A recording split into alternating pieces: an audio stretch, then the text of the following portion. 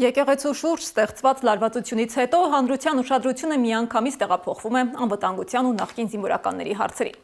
Սիսական ջոկատի հրամանատար Աշոտ Մինասյանին առավել հայտնի Աշոտ Երկաթ անունով այսօր դատապարտեցին 2 տարվա ազատազրկման։ Նրան մեղադրում են ապօրինի հրազեն, ռազմամթերք, պայթուցիկ նյութեր ձեռք բերելու, փոխադրելու, պահելու համար։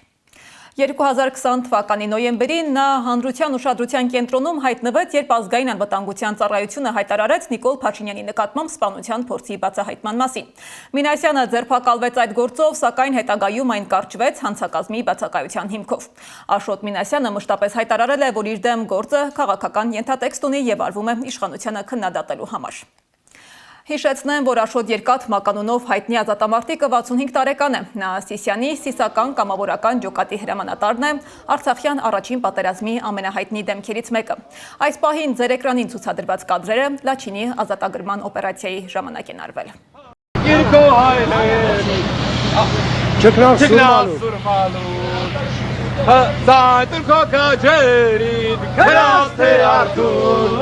Հարգիր քո հայրենիք, չկնավ սուրմալու, հարի դաշնակ դրով